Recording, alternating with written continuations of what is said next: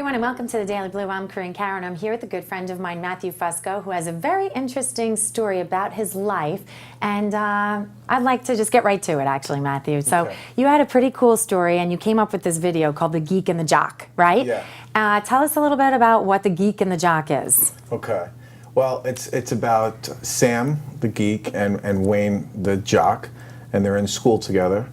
And Sam was having it rough. He was so intelligent, so he felt like he wasn't a part of the school. Okay. So Sam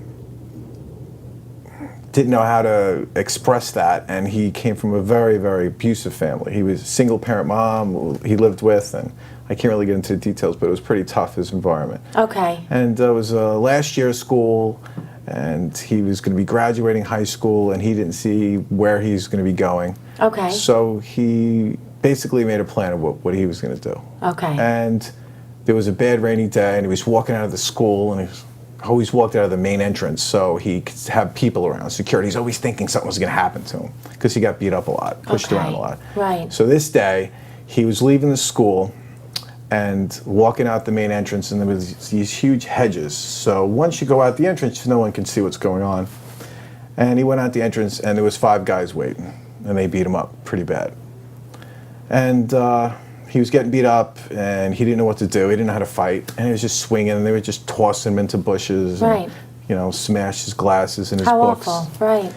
And all of a sudden, this car just screeches and stops, and the kid stopped for a minute, and then he just saw this big guy like picking people up and throwing. He was kind of blurry because he got hit a few times, and everyone stopped hitting him. So he just like got up in amazement, and the guy says, "Are you okay? Are you okay, Sam?" And he said, "It's Wayne." He's like, "Wayne who?" Right.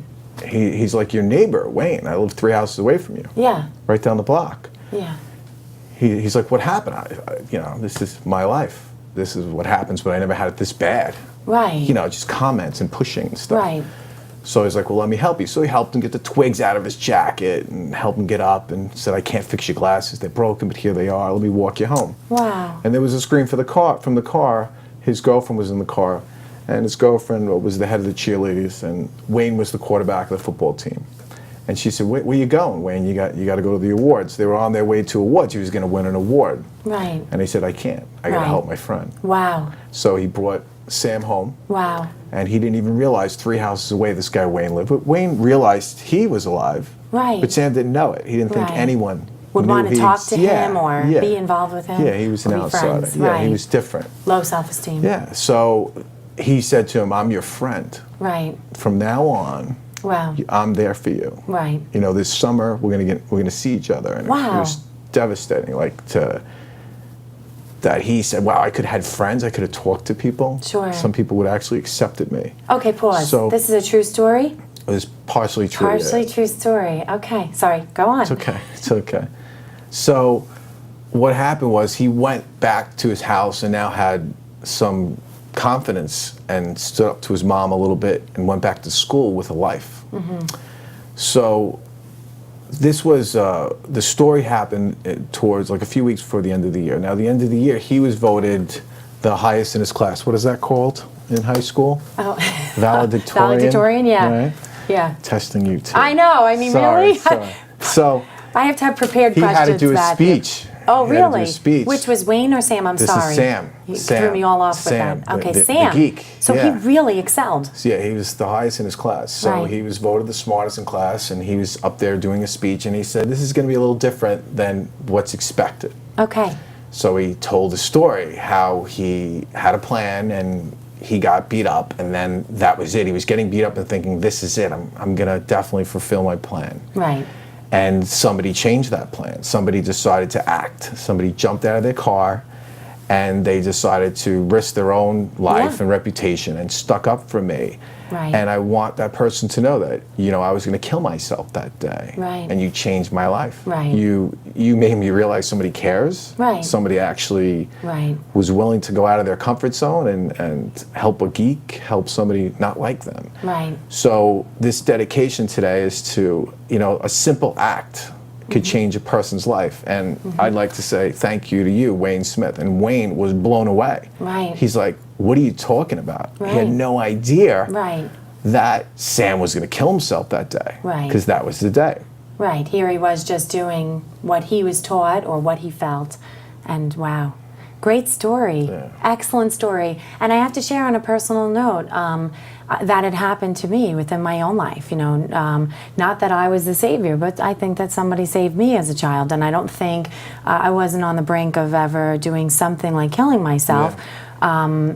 However, I think that my siblings could have been put in that position at times. And I also feel that this person was a teacher, and I wouldn't have gone to college. I'm sure that I wouldn't have gone to college had he not saw something in me, and that he saw me in 9th grade. And from 9th grade to 12th grade, I was a completely different person, and I owe a lot to him. I mean, he's passed long now, but truthfully, he's the reason why I think that I went ahead with my own path. And recently, really never speaking to my kids in depth about this, but they know quite a bit. And my son Alex showed me a text of him being someone's savior at school, Cool. a girl that's, you know, not really confident. And he said to her, you know, he didn't want her to get the wrong idea and why he was helping her or interested in her life. But he texts her quite frequently and lifts her up. And I think that's a remarkable story. Yeah, thank you. That's great. It's a remarkable Yeah, story, and that's great. based on some personal experience. Yes. Wow. Yeah. That's crazy stuff. Yeah. So, what a great story. And if you take anything away from this today, it's to smile, help somebody, lend a hand, and certainly call Hey Coach with Matthew Fusco. You can go to heycoach.com and hear some more stories of how Matthew uses his coaching system to help people to have better lives, really. Thank you. All around, I think. Thank you very much. He's a wealth of information, and if you go on the site, you'll see what I'm talking about. Heycoach.com. I'm Corinne Caron. Thank you very much, Matthew, for you. joining me Thanks today for and sharing sharing. your story. Thank you. you. All right. Okay. Cool. Have a great day, everyone. Thanks for Bye-bye. joining. Bye, guys.